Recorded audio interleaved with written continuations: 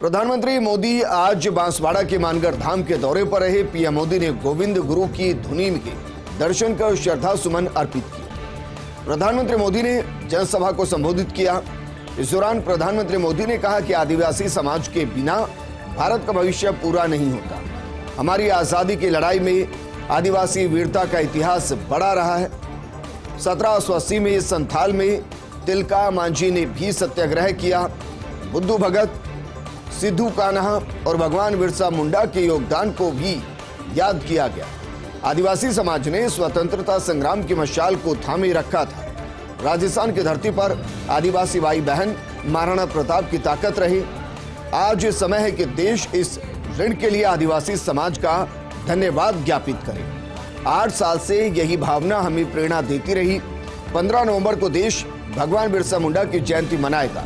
राजस्थान, गुजरात और पूर्वोत्तर ओडिशा तक आदिवासी समाज के लिए काम हो रहा है।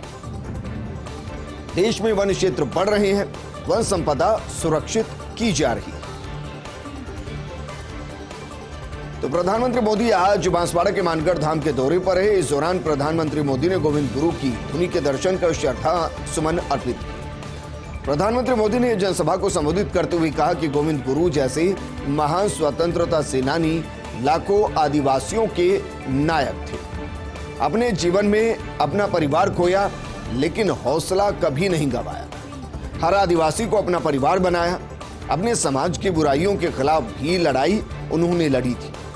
उनके जीवन में साहस, शौर्य के साथ बौद्धिक दर्शन भी था। गुरु गोविंद की आध्यात्मिकता को आज आगे बढ़ाया जा रहा है। हमारे लिए सुखद है। मानगढ़ धाम तप, तपस्या, त्याग, देशभक्ति का प्रतिबिंब है। राजस्थान, गुजरात, महाराष्ट्र, मध्य प्रदेश की विरासत है मानगढ़ धाम। मैं गोविंद गुरु जी को श्रद्धांजलि देता हूँ। गुजरात का सीएम रहते हुए मुझे सेवा का सौभाग्य मिला था।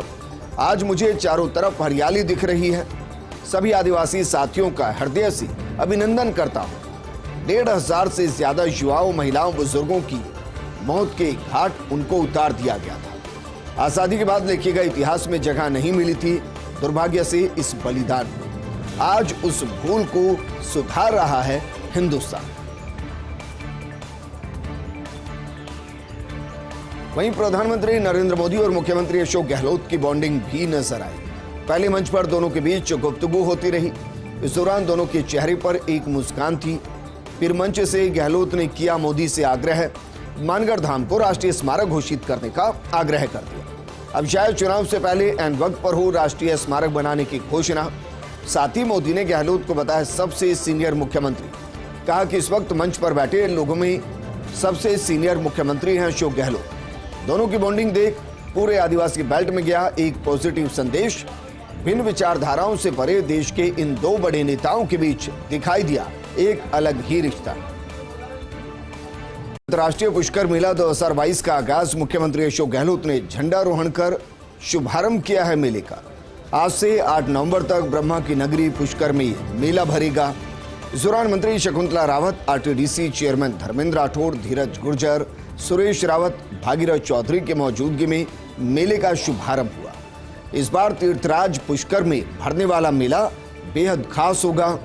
अयोध्या के तर्ज पर ब्रह्म सरोवर पुष्कर पर दीपदान, 1.25 लाख दीपकों की रोशनी से जगमग होगा पवित्र सरोवर। बड़ी संख्या में देशी और विदेशी सैलानी पुष्कर मेले पहुंच रहे हैं, लेकिन बिना पशुओं के पुष्कर मेले से पशुपालकों में खासी मायूसी है। वहीं गहलोत सरकार के गुड गवर्नेंस, सेवा ही कर्म, सेवा ही धर्म से राजस्थान बना मॉडल स्टेट। मुख्यमंत्री गहलोत की नीतियों से सामाजिक सुरक्षा और बढ़ता विश्वास। प्रदेश में लगभग 1 करोड़ लोगों को वृद्धजन सम्मान पेंशन, विधवा परित्यक्ता, तलाकशुदा, लघु और सीमांत कृषक सम्मान पेंशन, विशेष योग्यजन समेत विभिन्न सामाजिक सुरक्षा पेंशन योजनाओं का लाभ। राजस्थान सिलिकोसिस नीति 2019, मुख्यमंत्री कन्यादान, हथलेवा योजना, इंदिरा रसोई, छात्रवृत्तियां, निःशुल्क इलाज, पालनहार योजना, मुख्यमंत्री कोरोना सहायता योजना, मुख्यमंत्री युवा संबल योजना, अनुप्रति कोचिंग योजना, 1 रुपए किलो गेहूं, इंदिरा गांधी शहरी रोजगार गारंटी समेत कई जन कल्याणकारी योजनाएं गहलोत सरकार की योजनाओं से प्रदेशवासियों में हुई आत्मविश्वास की वृद्धि।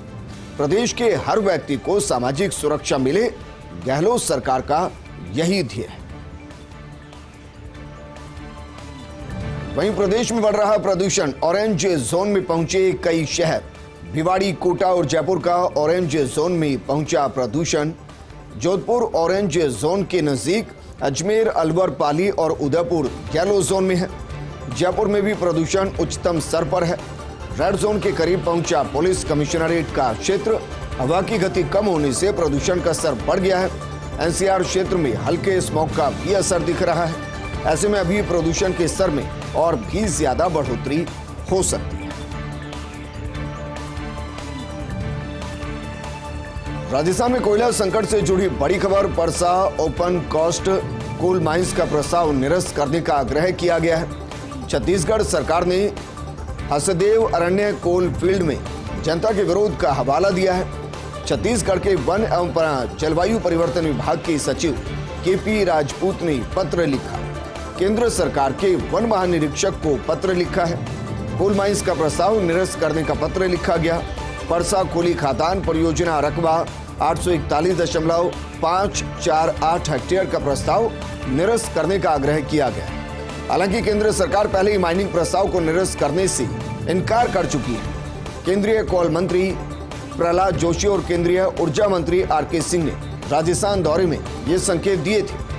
राजस्थान की जरूरतों को देखते हुए माइनिंग की एनओसी यथावत रखने के संकेत दिए गए। परिवहन विभाग से जुड़ी बड़ी खबर। इसी महीने से शुरू होगा जयपुर में नया आरटीओ कार्यालय। नए आरटीओ कार्यालय में काम करेंगे 96 अधिकारी और कर्मचारी। परिवहन विभाग ने पदों के समायोजन, स्थानांतरण और सृजन की स्वीकृति, प्रशासनिक स्वीकृति जारी कर दी। प्रादेशिक परिवहन अधिकारी का एक पद स्वीकृत हुआ। अतिरिक्त प्रादेशिक परिवहन अधिकारी का भी एक पद स्वीकृत हुआ है। जिला परिवहन अधिकारियों के 4 पद यहां स्वीकृत किए गए। जयपुर एयरपोर्ट पर बढ़ा नॉन शेड्यूल इंटरनेशनल फ्लाइट्स का मूवमेंट। रोजाना 3 से 4 फ्लाइट्स का हो रहा आवागमन। इनमें भी इंटरनेशनल नॉन शेड्यूल फ्लाइट्स का ऑपरेशन बाकी है। यूके, यूरोप, मिडिल ईस्ट से विदेशी पर्यटक आ रहे चार्टर विमानों से जयपुर भ्रमण के लिए 2 से 3 दिन का रख रहे हैं शेड्यूल। साथ ही दिल्ली, आगरा, उदयपुर, जैसलमेर, बीकानेर का भी भ्रमण कर रहे हैं।